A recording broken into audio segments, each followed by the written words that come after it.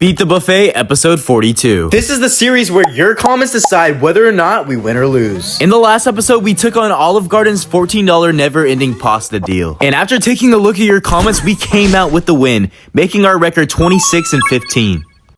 But today we are checking out Nobu and their $75 Sunday brunch, which is an absolutely crazy price, but Nobu is known for their high quality food. So buckle in and let's see if we could beat this buffet. We headed straight in to get some food and we got ourselves some roasted pork. Round number one, we got a bunch of different things. We got this truffle mac and cheese, which I will admit was pretty scrumptious. We finished that with no problem, and then we moved on to this risotto. It had either crawfish or shrimp in it. I'm not really sure, but it was pretty good. And then we had this chicken skewer thing, and it had me doing these weird hand motion stuff. Now the next thing we had was this fish lettuce wrap thing. This one surprised me because the fish tasted so clean. And then we had the chashu or the roasted pork thing, and this was actually pretty solid. But we cleaned up our entire round one plate, so we went back to the buffet. And this time we're getting what they're actually famous for. So for round number two, we got a plate full of their sushi. And salmon is my absolute favorite type of salmon. Wait, what? I meant salmon is my favorite type of fish to eat on sushi. And theirs actually had a truffle aioli on top, so that made it even better. Now, this one I was not as excited for, because to be honest, I don't really like tuna that much. It had me raising my eyebrow because I was not too sure that I actually enjoyed that. But we also threw in some yellowtail, and that was actually very clean tasting. And then we cleaned up round number two with the rest of our rolls. And so it's back to the buffet for round number three. We started off by trying their Nobu bao bun, and it came with pickled onions, and I'm not too fond of onions,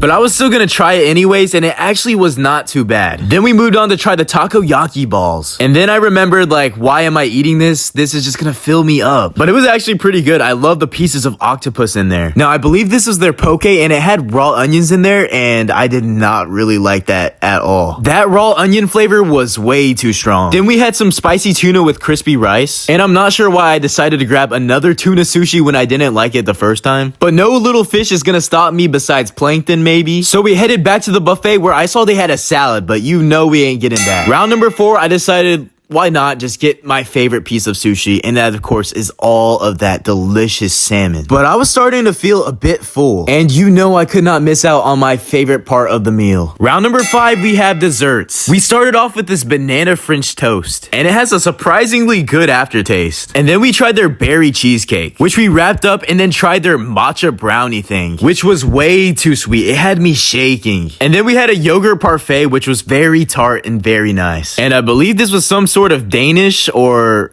something like that. And then we finished it off with a chocolate mousse. But yeah, that's everything we ate at Nobu for $75.